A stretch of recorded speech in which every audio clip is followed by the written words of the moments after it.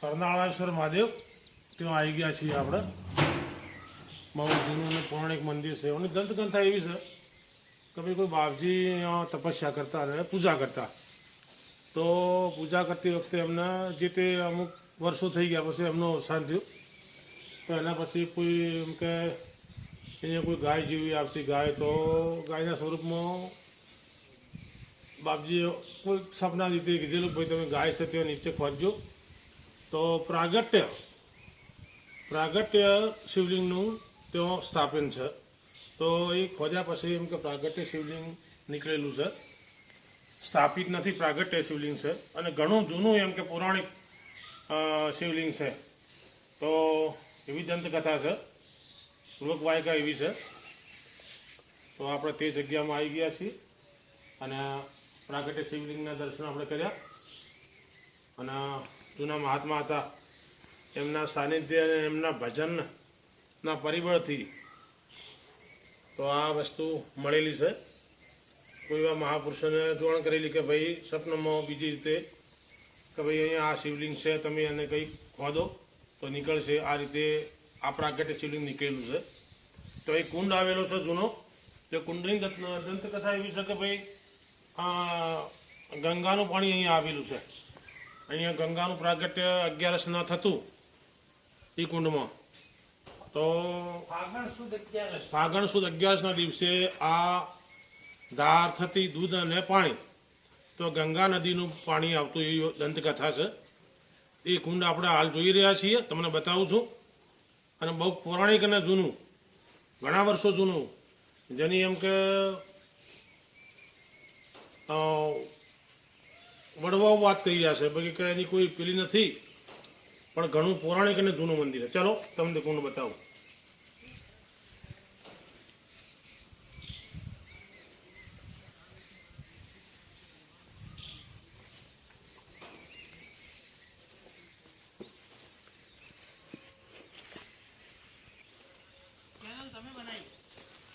આ ધાર્મિક આવ્યું.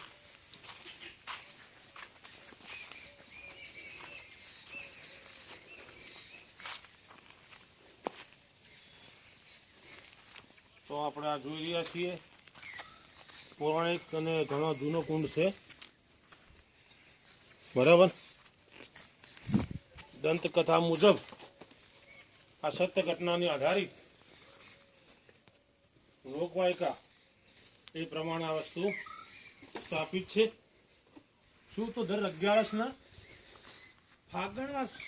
ફાગણ સુદ 11ના દિવસે એના આપે મૂલ દૂધ અને પાણી જેવું પાણી આવતું, બરાબર, લોકો દર્શન કરતા, બરાબર. એવો મહિમા હતો. હજારો વર્ષ પુરાનો આ કંડ છે, બરાબર. અને ત્યારથી ત્યાં અહીંયા એક સાધુ મહાત્મા પેલા વર્ષો પુરાના પૂજા કરતા, બરાબર. પછી એક ગાય આવતી ઓટોમેટિક, બરાબર. એ ચારી અને ત્યાં દોવા નહીં દેતી, એનું દૂધ ઓટોમેટિક જ નીકળી જતું, બરોબર. ત્યારે એ ગાયના સાધુને લાગ્યું કે આ ગાય ક્યાં જાય છે અને દૂધ ક્યાં આપીને આવે છે, બરાબર. ત્યાં અહીંયા એવું કેવડિયા કરીને એવું જંગલ હતું, કેવડા આપણે થતા પહેલા, બરાબર. એમાં આ ગાય ત્યાં ઊભી રહેતી અને ત્યાં ઓટોમેટિક દૂધ નીકળી જતું, બરાબર. પછી ત્યાંથી એ બાબજીને ત્યાં ખંડાયું તો આ શિવલિંગ નીકળ્યું, બરાબર. હજારો વર્ષ પુરાની યારી કહાની છે, ઘણું જૂનું છે. એટલે સ્થાપિત નથી, આપોઆપ નીકળેલું છે. પ્રાગટ્ય શિવલિંગ છે. આ જોઈ રહ્યા છો કરનાળા ગામ, અહીંથી વડગામ તાલુકાનું, પાલનપુરથી લગભગ 25 કિલોમીટર થાય. તમારે આ દર્શન કરવાની તમન્ના હોય તો તમે પાલનપુર આવી શકો છો. પાલનપુરથી અંબાજી હાઈવેથી સીધા જલોત્રા આવી શકો. જલોત્રાથી સીધા અહીંયા આવો એટલે 4-5 કિલોમીટર આ કંડાળા ગામ થાય છે. અંબાજી હાઈવે નજીક જ છે, બરાબર. બહુ સરસ જગ્યા છે, બહુ સરસ માહોલ છે. આજુબાજુ કુદરતી સૌંદર્ય પણ છે. આ ભાઈને વાત કરી લોકવાયકા આજ પણ છે ને આ વસ્તુ સ્થાપિત અને છે હાજરમાં, ઘણું જૂનું. એટલે ભજન કીર્તન અને ચેતાન સેવા સંબંધ બંદગી નામ ધર્મ વિશ્વાસ, જેને જમણા શું કરે જેને તીરથ જોવા વાટ. એટલે ભજનની મહિમા અલગ છે, માલિકનો મહિમા અલગ છે. પણ કળિયુગનો પ્રારંભ છે છતાંય મહાપુરુષો ભક્તો અત્યારે આ મહિમાનું રાખે છે. ધન્યવાદ એમને કહેવાય. ચલો આપણે આગળ જોઈએ છીએ.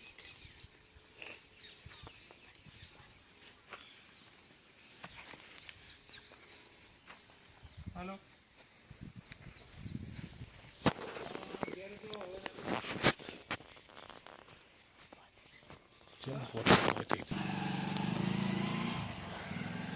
આપણે ત્યાં કરનાળા મહાદેવ ત્યાં હવનકુંડ છે.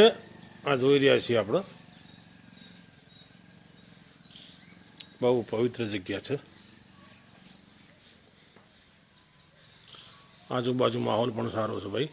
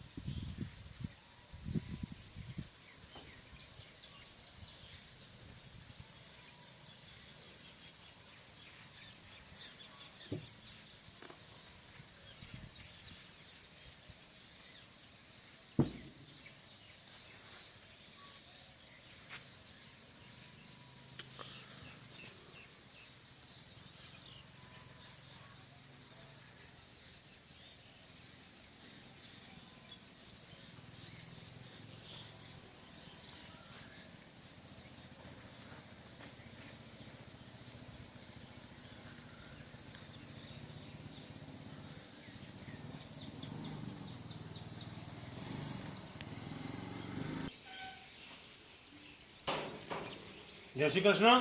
તો આપણે જઈ રહ્યા છીએ ક્યાં? જ્યાં પૌરાણિક અને વલ્લો છે. તો જે ભક્તોની અહીંયા પણ દીવા અગરબત્તી અને એ બધું સાનિધ્યમાં છે. ચલો ત્યાં તમને લઈ જાઉં છું. બહુ સરસ અને પવિત્ર જગ્યા છે. આ જૂનો પીંપળો છે, ઘણો જૂનો. અહીંયા પૂજન પણ થાય છે. પીંપળાનું પૂજન પણ મસ્ત લોકો કરે છે. અને આપણા સનાતન ધર્મના મુજબ આનું પૂજન બહુ ઘણા વર્ષોથી સનાતન ધર્મ જે વખતેથી આવ્યો ત્યાંથી આ પીંપળનું પૂજન થઈ રહ્યું છે. તમે નિહાળી રહ્યા છો. આજુબાજુ પણ માહોલ સારો છે. ચોખ્ખી હવા, કુદરતી સૌંદર્ય, પૌરાણિક મંદિર. તો આપણે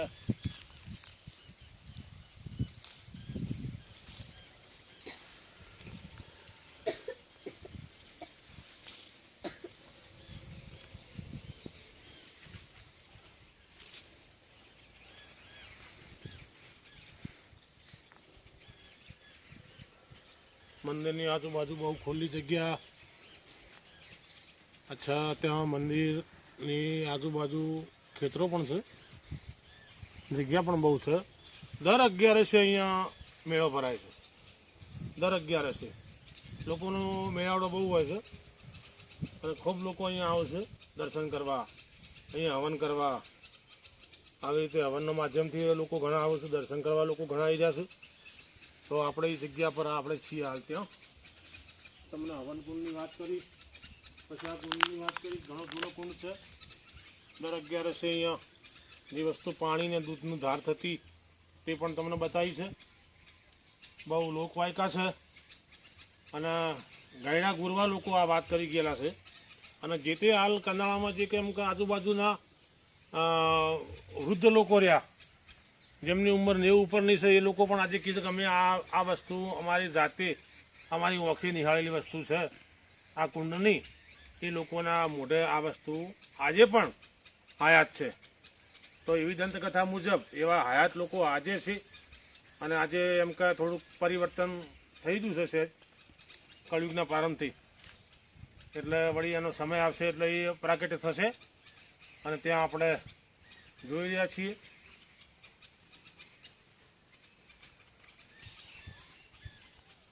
તો અહીંયા પાણીની પરબ પણ આવેલી છે, તમને બતાવું છું. સામે પાસે વીર મહારાજનું મંદિર છે, બહુ સરસ મંદિર છે. આવો આ બાજુ.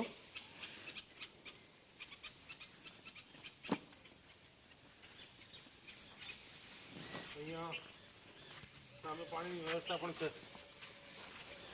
બરાબર. તો બહુ પૂરી સેફટી અંદર છે.